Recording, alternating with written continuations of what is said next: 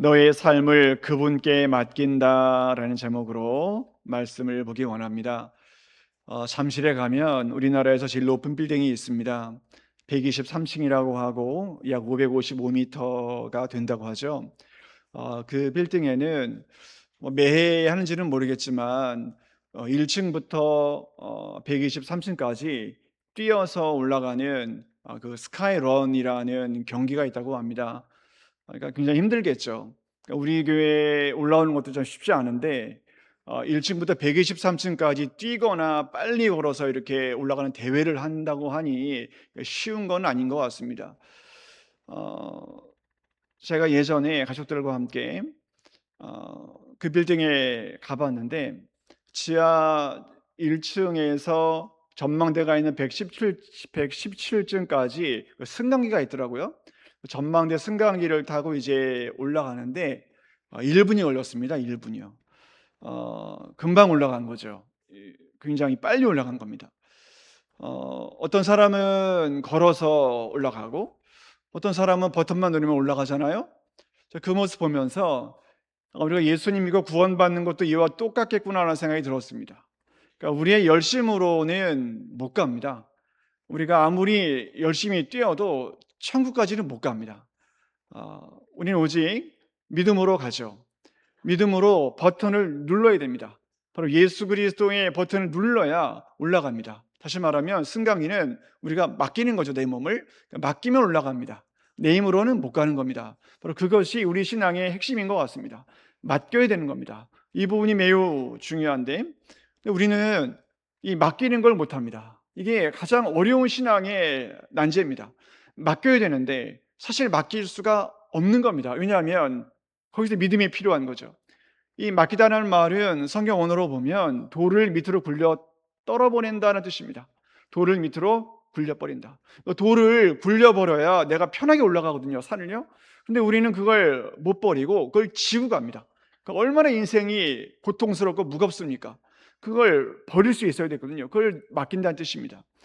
사랑하는 성도 여러분, 우리 신앙은 그 선택의 사이에 있는 것 같습니다. 맡기느냐 아니면 내가 이고 가느냐, 그것이 매우 중요한 선택인데 오늘 이 본문에 나오는 이 상황에도 그 선택의 상황에 놓여 있는 어느 한 여인이 등장하는 겁니다. 자, 그래서 오늘 본문 1절 보십시오. 여기에 레위 여자가 나옵니다. 이 레위 여자가 출애굽기 6장 20절 이하를 참조하면 요게벳이다, 이름이 정확히 나옵니다. 레위 여자가 나옵니다. 이 여자가 선택의 순간에 섭니다. 우리가 이 본문을 너무나 잘 알지만 왜 이런 상황이 오게 됐는가에 대한 배경이 이 본문은 너무나 중요하기 때문에 잠시 설명을 드립니다. 제가 예전에도 몇 번 이 부분은 설명드린 적이 있는 것 같습니다. 요셉이 애굽 총리를 지내고 또한 많은 야곱의 가족들이 애굽으로 오지 않습니까? 그런 연후에 시간이 제법 이제 흘러요. 시간이 제법 흐릅니다.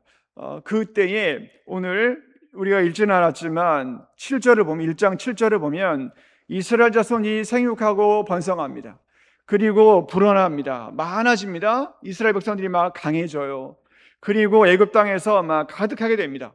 이 시기를 애굽 왕조 시대의 이름으로 힉소스 왕조라고 부릅니다. 힉소스 왕조. 이 힉소스 왕조는 이방인이어도 능력만 있으면 왕을 도와줄 수 있습니다. 이방인이어도 능력만 출중하면, 요셉을 상징하는 겁니다. 능력만 출중하면 고위직에 올라갈 수 있습니다. 그러니까 이스라엘 백성들이 이방인이어도 재산을 모을 수가 있고 또 공직에도 올라갈 수 있는 그런 사회가 힉소스 왕조였던 것입니다. 그런데 이제 시간이 지납니다. 이제 시간이 지나 힉소스 왕조가 무너져요. 어떤 왕조에 의해.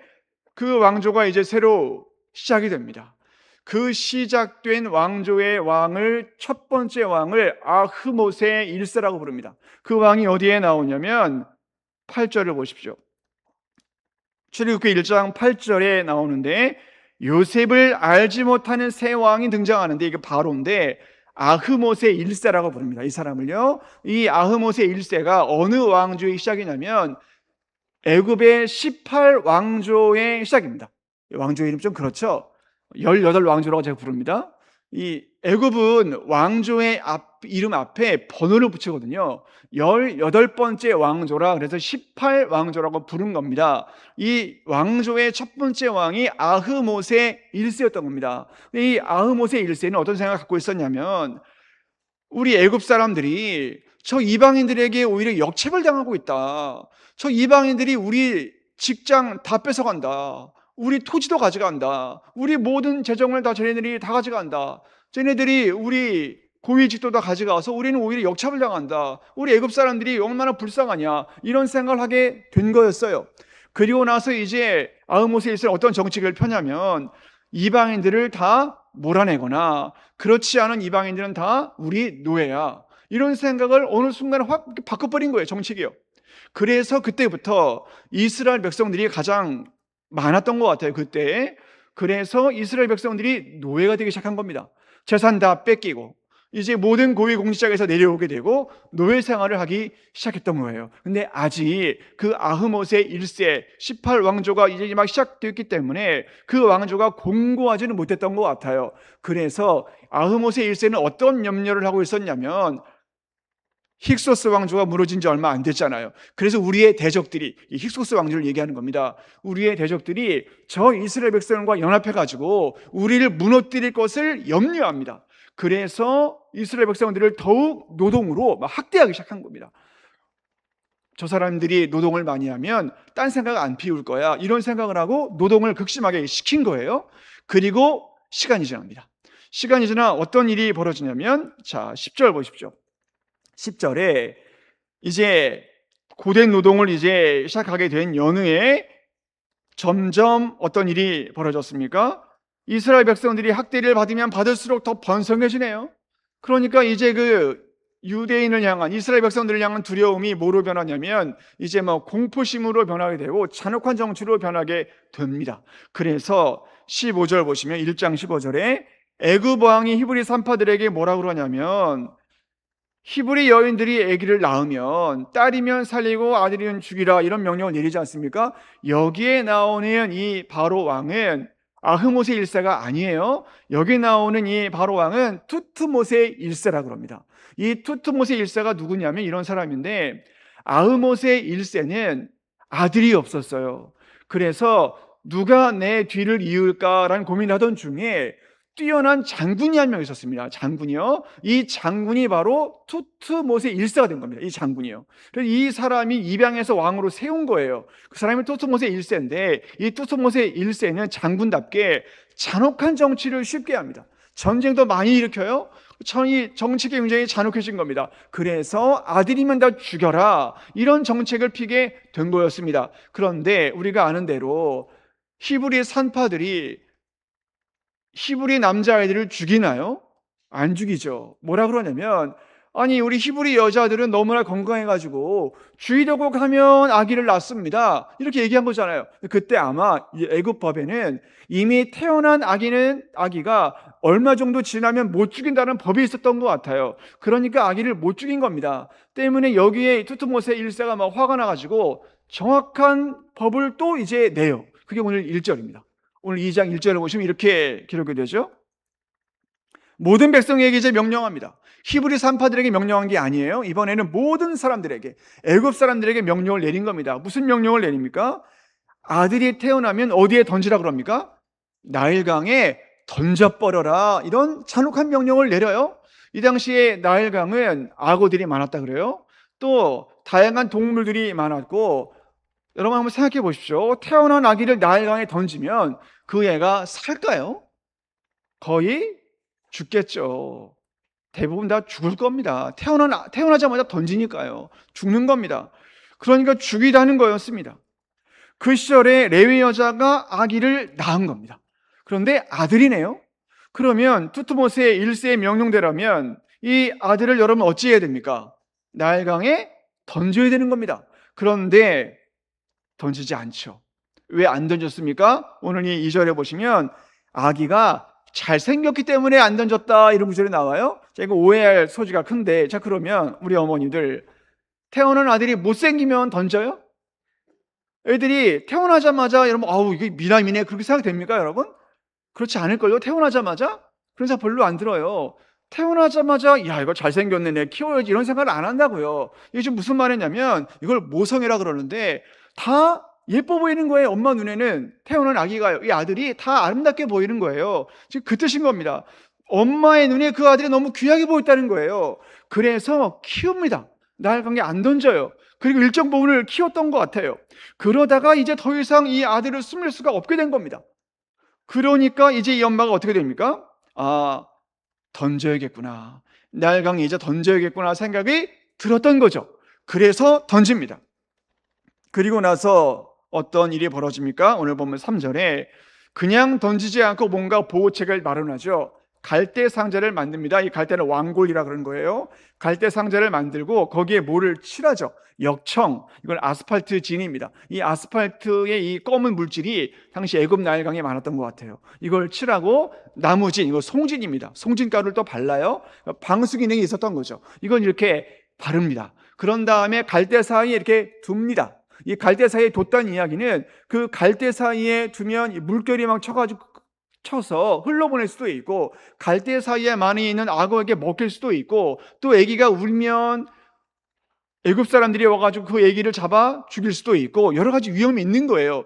그럼에도 불구하고 이 요게벳이 그렇게 한 겁니다. 이 부분을 놓고 많은 신학자들이 논쟁이 있어요. 굳이 이렇게 해야 되냐? 이렇게 믿음이 없냐? 애기 데리고 차라리 도망을 가지. 왜 이렇게 잔혹한 일을 하냐? 요게벳을 비방하는 분들도 있어요. 그러나 우리는 이 부분을 통해 지금 뭔가 요게벳이 내려놨구나. 뭔가 이 선택의 순간 속에 뭔가 맡기는 뭔가 모습이 있었구나라는 걸 보게 됩니다. 그 이유는 여기에 갈대 상자란 이 단어에 담겨져 있는데 우리가 너무나 잘 아는 창세기 6장에 나와 있는 대로 이 갈대 상자의 갈대 상자가 바로 테바, 방주란 뜻이죠. 이 방주는 방향키가 없죠?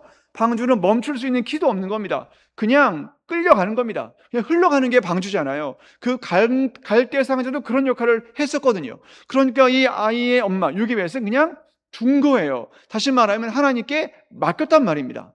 그랬더니 이제 어떤 일이 벌어집니다. 오늘 본문 4절 보십시오.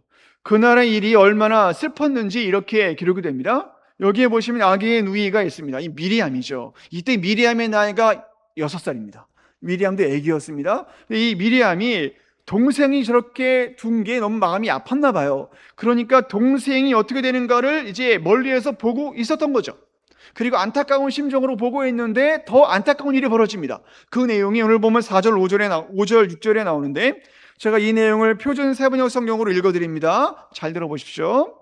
마침 바로의 딸이 목욕을 하려고 강으로 내려왔다. 시녀들이 강가를 거니고 있을 때 공주가 갈대 숲속에 있는 상자를 보고 시녀 한 명을 보내 그것을 가져오게 하였다. 열어보니 거기에 남자아이가 울고 있었다.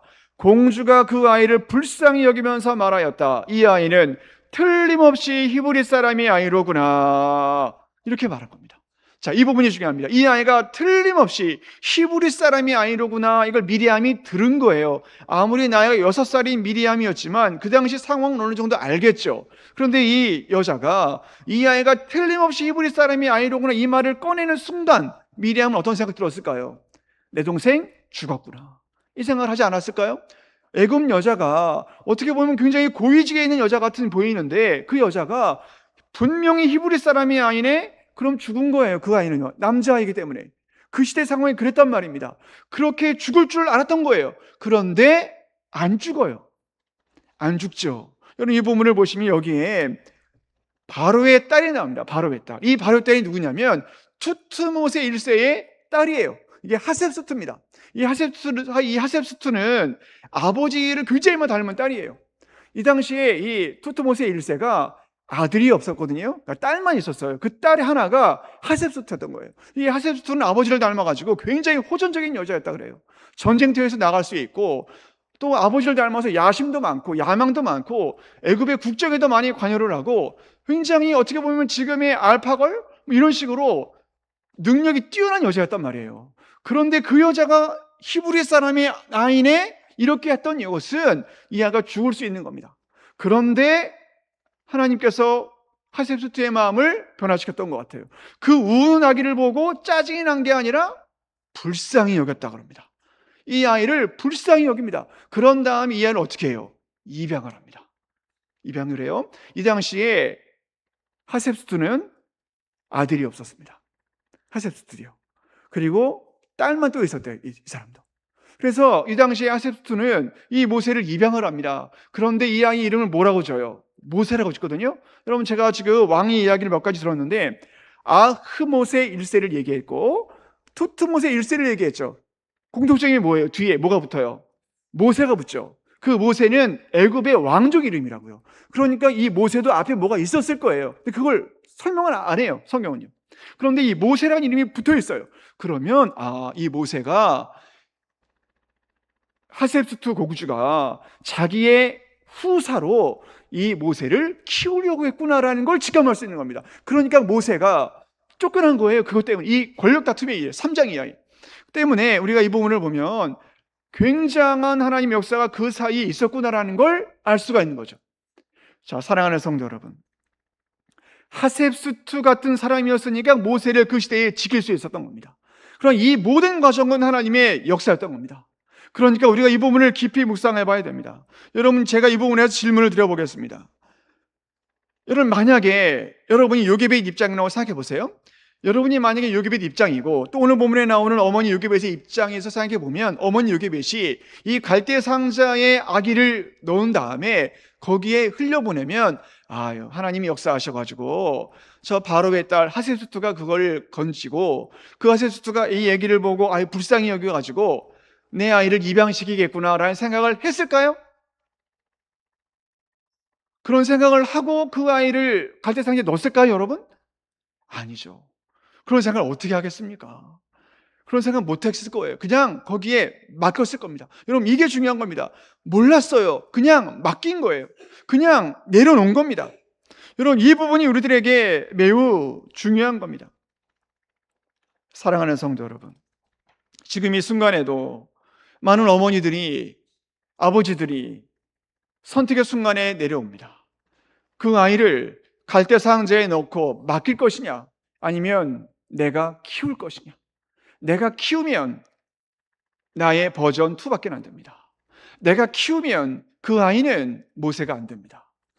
그런데 내가 내려놓으면 그 아이는 하셉스투를 만나게 됩니다. 이 부분이 너무나 우리들의 중요한 신앙의 핵심인 것 같아요. 근데 우리는 내가 키우려는 것 같아요. 두려우니까, 무서우니까 내 새끼라고 생각하는 것 같아요. 그런데 요게벳은 그때 내 새끼가 아니라 하나님의 자녀지, 내려놓은 겁니다. 이게 중요한 겁니다. 여러분, 제가 최근에 국회에서 이런 일이 있는 걸 제가 들었어요. 어느 뉴스에서요. 여러분, 우리나라 초등학교가 전부 다 해서 6,138곳이 된다 그래요. 6,138곳. 그런데 이 6,138곳의 초등학교에서 318곳의 학교는 학교 내에서 공놀이를 못한다 그럽니다. 운동장은 있어도. 왜 공놀이를 못할까요? 다칠까봐. 또 주위에서 아이들이 뛰노는 소리에 민원을 넣어서, 또 어머니들이, 부모님들이 우리 애는 운동을 못하는데 우리 애가 운동을 못해가지고 친구들한테 소외감 받을까봐 민원을 넣어서 못하게 됐다는 거예요. 그래서 실제로 부산에 있는 초등학교의 약 30% 이상은 공놀이 못한대요, 학교에서요. 그리고 실제로 우리나라 중학교, 고등학교 학생들도 이제는 야외로 잘 못 나간대요. 야외 활동 못 한대요. 수학여행 못 나간대요. 왜요? 부모님들이 민원을 넣기 때문에. 애들 다친다고. 자, 여러분, 그러면 교회는 어떨까요? 어느 교회의 전도사님이 중간고사 기간이었나 봐요. 이 전도사님이 기도로 시험을 이깁시다 이렇게 막 얘기를 하고 그 중간고사 기간에 기도회를 이제 하자 그랬나 봐요. 그랬더니 학부모들이 가만히 있었을까요? 어떻게 그럴 수가 있냐고. 어떻게 교회에서 애들 시험 기간인데 공부하게 놔둬야지 그때 하필이면 기도회를 하냐고 민원을 넣었다는 거예요. 민원을 또. 그래서 못하게 만들었대요, 이걸요. 자, 사랑하는 성도 여러분, 학교에서는 아이들이 뛰놀지 못하게 만들어버립니다. 교회에서는 아이들이 기도를 못하게 만들어버립니다. 그러니까 이제 엄마 아빠가 뭐라 그러냐면 차라리 학부모 기도회를 만들어 달라는 거예요. 내가 기도하겠다는 거예요. 내가. 아이들은 가만 놔두라는 거예요. 아이들은 공부하게 놔두라는 거예요. 아이들은 돈 벌게 놔둬라. 내가 하겠다. 차라리 애들 괴롭히지 마라. 내가 하겠다. 그러니까 많은 신학자들이나 선교학자들은 뭐라 그러냐면, 한국 교회가 점점 다음 세대가 사라져가는 이유는 물론 저출생, 사회적인 구조 이런 것도 있지만 부모들의 이 어떻게 보면 배려죠. 어떻게 보면 이 부모들의 배려가 아이들을 망치고 있다는 겁니다. 다음 세대를 죽이고 있다는 겁니다. 마치 학교에서 운동 못하게 만드는 것처럼 부모들이 아이들이 신앙생활을 못하게 막아버린다는 거예요. 그러니까 어떤 목사님은 이렇게 얘기해요. 부모들이 아이들의 가장 큰 마귀 역할을 한다는 거예요. 못하게 막아버린다는 거예요. 자기들은 모든 시험을 예수님 믿고 이겨냈으면서, 자기들은 그래서 좋은 학교도 가고 좋은 직장도 얻고, 자기들은 그래서 돈도 벌고 그렇게 행복하면서 자기 자식들은 그걸 다 막아버린다는 거예요. 자기들은 마르다 같이 살지 않기를 원했으면서 자기 자식들은 다 그렇게 막아버린다는 거예요. 그러니까 아이들이 기도할 생각 자체를 안 한다는 거예요. 왜냐하면 엄마 아빠가 막으니까. 사랑하는 성도 여러분, 요게벳은 쉬운 게 아닙니다. 요게벳과 그의 남편은 이게 쉬운 게 아닙니다. 갈대상자 아이를 넣고 그걸 갈대상에 넣는다고요? 여러분, 이것이 쉬워 보이죠? 그렇지 않습니다. 그 아이를, 내 아이를 맡긴다는 거, 여러분 정말 고통스러운 일입니다. 제 아들이 얼마 전에 군대 가지 않았습니까? 저는 그 아들이 흔들리는 눈동자를 봤어요. 그건 아버지만 볼 수 있죠. 왜냐면 아빠를 군대를 갔다 왔으니까. 그 흔들리는 눈동자를 봤습니다. 그리고 그 아들을 두고 오는 그 아버지의 심정은 정말, 이건 겪어보셔야 돼요, 여러분. 그건 엄마도 몰라요, 사실은요. 아빠는 알아요. 왜냐하면 겪었기 때문에. 그걸 두고 오는 마음을 이해할 수 있겠느냐? 그거의 10분의 1이라도 아시는 분은 오늘 보면 마음을 이해할 거예요. 어떻게 아들을, 울고 있는 아기를 두고 옵니까? 이건 하나님 앞에 맡기지 않으면 못한다니까요. 여러분, 일식을 좋아하시는 분은 아마 아실 건데, 일식의 메뉴 중에 오마카세라는 게 있습니다. 오마카세가 뭡니까? 맡긴다는 뜻이거든요. 주방장한테 그냥 맡기는 거예요. 주방장이 알아서 해달라는 거예요. 그게 오마카세거든요. 여러분, 우리들의 신앙에도 이 오마카세 신앙이 필요해요. 맡겨야 된다고요. 하나님께 그 아이를 맡기면 하나님이 키워주신다고요. 하나님이 역사하신다고요. 자꾸만 내가 키우려고 하니까 그 아이를 못 맡기고, 그 아이를 못 맡기면서 자꾸 자기가 키우려고 하니까 기껏 해봤자 내 버전 2라니까요. 그 아이 성장 못합니다. 거기에 끝나요. 거기에 막혀 있습니다. 사랑하는 성도 여러분, 그 아이를 이제 내려놓으십시오. 그럼 그 아이가 만남의 복을 받을 수 있습니다. 그럼 그 아이가 하나님의 은혜로 성장할 수가 있는 것입니다. 여러분, 오늘 어버이날입니다. 왜 어버이날에도 어버이들이 자식들 눈치를 봐야 됩니까? 왜 어버이날조차도 어버이들은 자식들에게 말할 수가 없는 것입니까? 왜 어버이들이, 더군다나 예수님을 믿는 어버이들이 자녀들에게 예수님 잘 믿으라고 말조차도 못하는 겁니까? 왜 그 아이들의 눈치를 보십니까? 왜 그 아이들에게 눈치만 보고 왜 여러분이 오히려 끌려갑니까? 어버이날이면 어버이날답게 하십시오. 그 아이를 주님께 맡기십시오. 그 아이를 주님께 맡기시고 그 아이가 예수님 잘 믿게 말 좀 해주십시오. 그 말도 왜 못하십니까? 원하기는 오늘 이 말씀을 기억하시고 갈대 상자에 그 아이를 담으시고 그 아이를 하나님께 맡기시면 하나님이 키우시고 하나님이 역사하십니다.